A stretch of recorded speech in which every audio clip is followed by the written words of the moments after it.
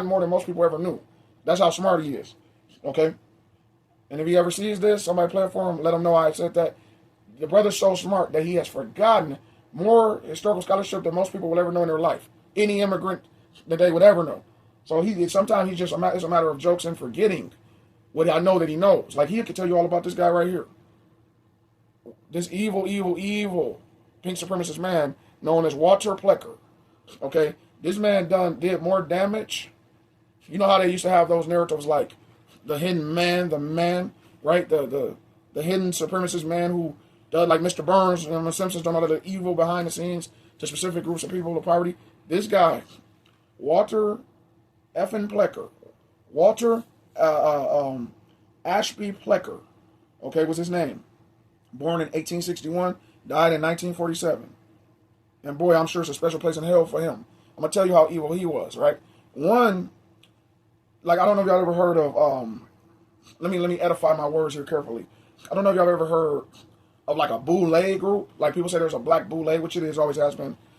People don't know this. There's also a boule style clan group. Okay, I'm not talking about those in the white pointy robes.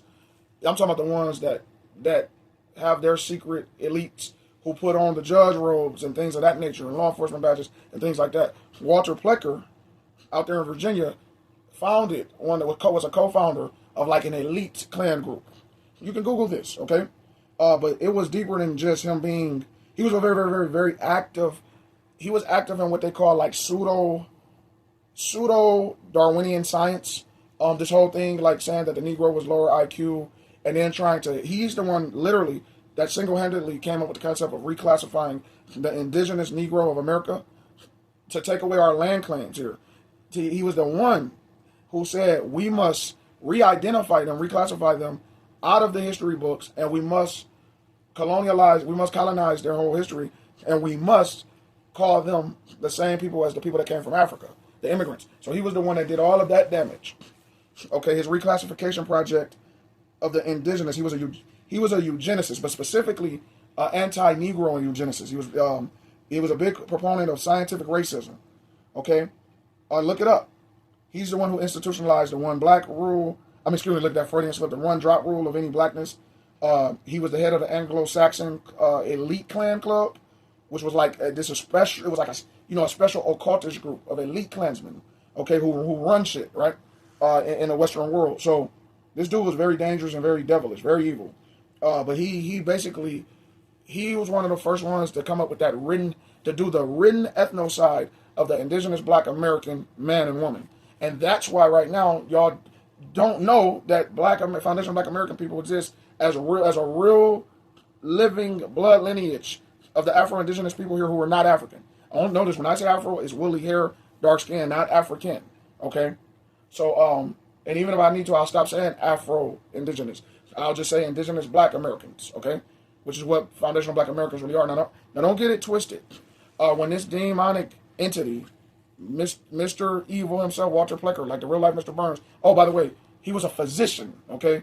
Also notorious for doing eugenic experiments, allegedly, on different black people, okay? So, I mean, man, evil to the core.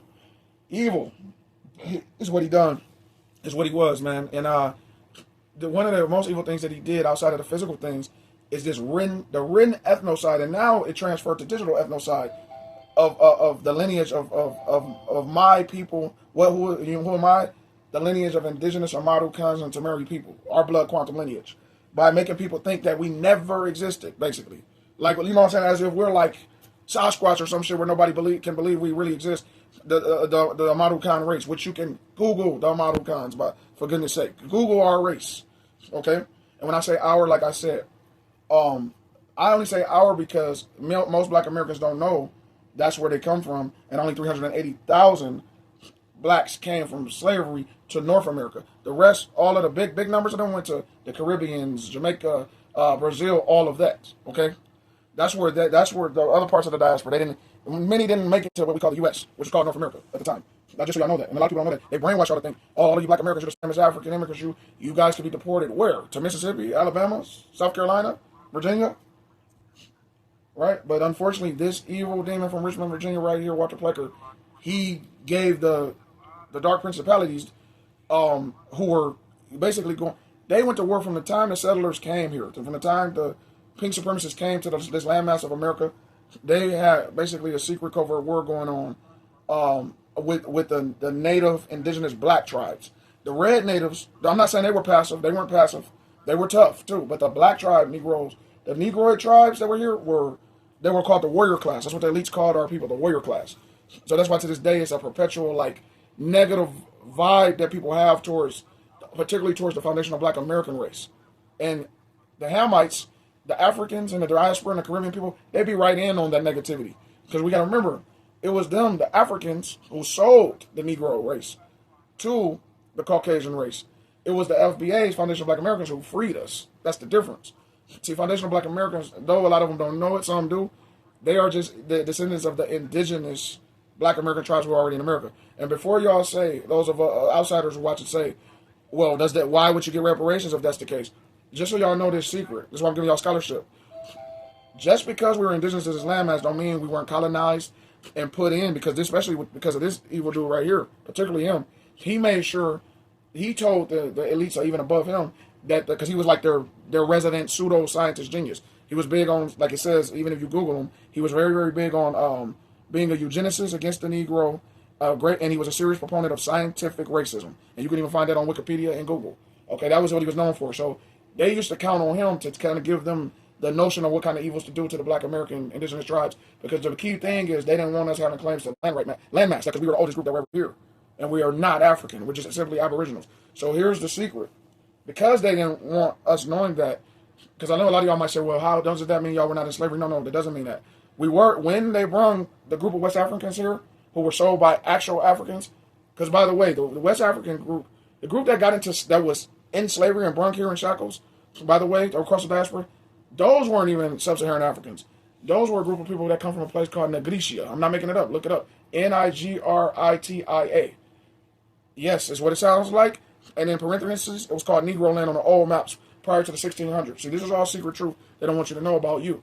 So that's where the crown of Judah was at. And that's where this guy comes into place right here. Behind me, you see this picture? Well, I made this. This is more than a picture. This is actually a 3D memorial of the Black Messiah. He came from there too, the crown of Judah. So that's where Yahushua HaMashiach comes from. The real Jesus Christ. Because his name wasn't Jesus at all. That's a whole other video for a whole other series. Because it needs to be a series made on him alone. How amazing he was. And in real life, he was a revolutionary, by the way, for the Afro-Asiatic Jew. Okay, or Yahudim. So that's a whole other series of videos. So anyway, as only Ronnie 2 can tell you the truth. Let me explain something to you. So when it comes down to the slavery thing, yes, it happened. Because you got some foolish people out there that said, oh, slavery never even happened. And all kind of crazy shit they come up with, right? The Edomites come up with a lot of falsehoods, okay, to make people think like different than reality. Gaslighting tactics, psyops. That's what these things were, psyops. I'm telling you right now, very clearly, Walter Plecker definitely existed, and he wanted to make sure that we as a group of people did not exist. Okay? That was his thing, making sure we didn't exist. So anyway, y'all, he made sure, and I'm going to do a series on this, that when when the group of people came here from slavery, who were they were actually Hebrew Israelite tribes. Okay, some of them were Igbo, which is Hebrew, believe it or not. Some of them were for sure. They came when they were sold off by the Africans, because the way they got to sub-Saharan Africa is not the way y'all think. They got to sub-Saharan Africa. They got exiled from Negro land, which where the real Jerusalem existed, by the way. When they got exiled to West Africa, they were put into bondage for biblical reasons by the Hamites, by the Africans. Okay, this is why to this day many Africans still don't like us, because we always believed in one God, which was Yahuwah, which is Jehovah, which is Yahweh, which is Yahweh. You know, it's just El Yeshua, El Shaddai. There's many names for the one God, though, right? Depending on your tongue. We weren't monotheistic like they were, so that's why they put us in bondage and sold us to the Roman Caucasians, who later on went on to become the Caucasian race, who brought us over, the white clergymen, like it's written in Deuteronomy, of Idumea, who brought us over here to New Babylon, to the Western Hemisphere of America, North America, but it's the Western Hemisphere. If you understand how the map works, the old maps. But anyway, so when they got brought over here, the 380,000 made it to North America. Out of that 380,000, there was still a 20 million population, 20 million Black Americans indigenous to this land was already here. Walter Plecker made sure in the late 1700s, because he was doing this stuff, he was already doing stuff like this 18 and 19 years old, by the way. Okay, they looked at him as a genius, as a white genius. He was telling elites to make sure that to solve the warrior class race issue that was going on, because it was a lot of, they used to call us savages and stuff, us black indigenous people. They still call us these names, right? Because we were the warrior class. We fought against oppression, quit more than others. Red natives fought against it too, alongside us. But the black indigenous, Amadu Khans and Tamari people, they fought even harder. And they went on to be called things like Black Seminoles and Choctaw. And look this up. That's where John Horse and them come from. Okay? And these bloodlines, like my grandmother's bloodline, right? My great-great-grandfather and them, and great-great-great-grandmother and them. But anyway, and many of y'all's too, y'all just might not know it. It might not be as direct blood quantum as it is with somebody like me. The point is, Walter Plecker gave them the bright idea, the evil bright idea, of saying, well, hey, this will solve it. He said shackle the indigenous native people of the American land within, because they're all melanated and look like Negro and got Negroid features aesthetically, just lump them all together within the slave trade right here on American land, North American land. And that's what happened. That's the big mix-up people don't understand. And that's why people call us these Akatas and Jarirs and all that, because they think that we are all direct descendants of the small population of people who got burnt here through the Mid-Atlantic and Transatlantic chattel slavery. But the truth is we are slightly mixed with those people. Not fully, but slightly. Some of us are mixed with them for sure, certainly. So we do have some of their DNA, but they were not sub-Saharan African. If you want to get technical, and I'll do a series on this, they were Northeast Africans, exiled into sub-Saharan West Africa. And they were exiled from Negro land, which is the crown of Judah, which is where the Bible says surely the Messiah came from the crown of Judah. Okay, the Bible itself tells on that, which is why he had, when you're going to get 1,000 years, go back biblically, this is why the Messiah had woolly hair, just as I always draw them and paint them and do 3D imagery of them like this, woolly hair. Matter of fact, I'll let you see it. He had woolly, what y'all call dreadlocks today, woolly, all of the Nazarenes did mostly.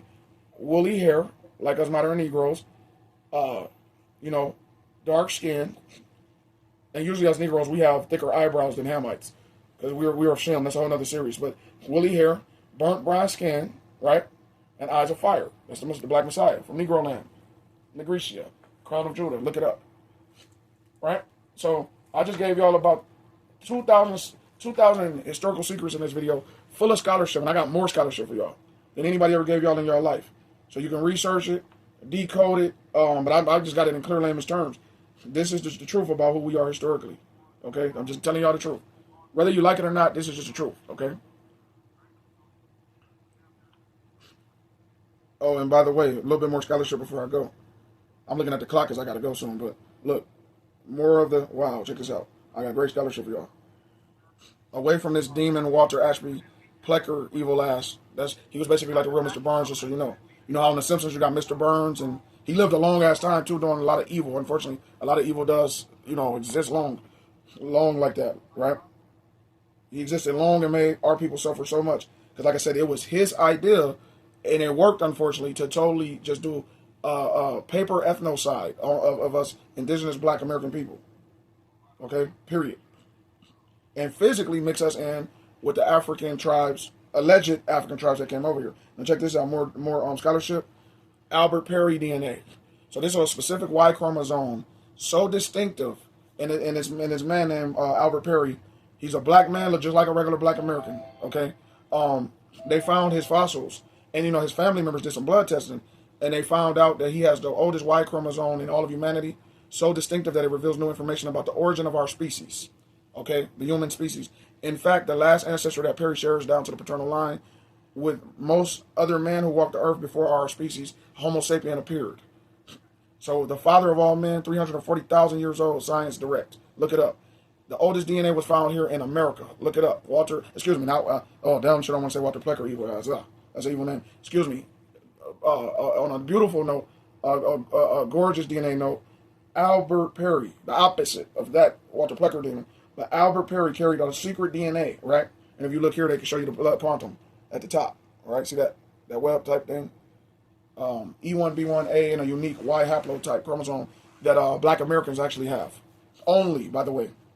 People don't want to admit that. Just like they were all up in arms about Lucia woman when in South America they scraped up the fossils of Lucia woman, and she looks like a modern Keisha, right? No joke. They totally remapped a 3D imagery rendering of her face, and her with her fossil with her bones and this and that. She looked like a modern Black chick, a modern Tamika. Not even playing. Not joking at all. Look it up. Look it up yourself. Lucia woman.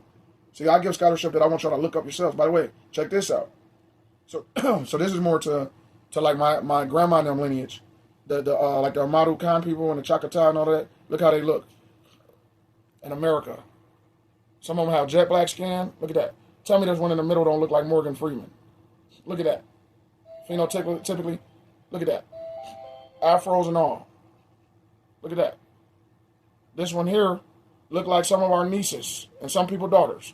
Look at that. Pure Native American. Look at that. Big old afro, all of that. Pure Native, indigenous, I should say, Black Americans. Now, some of these are red. Like this one here at the bottom right. That's one who was like how my grandma was mixed with indigenous Black Americans and mixed with red Native. The one in the far right. This guy who favored the Olmec statue, right? The one in the middle right there, pure indigenous Black American, right? Indigenous Black tribes, Madu Khan's to marry. Look at that. So, yeah, man, this stuff is heavy, man. This stuff is real heavy.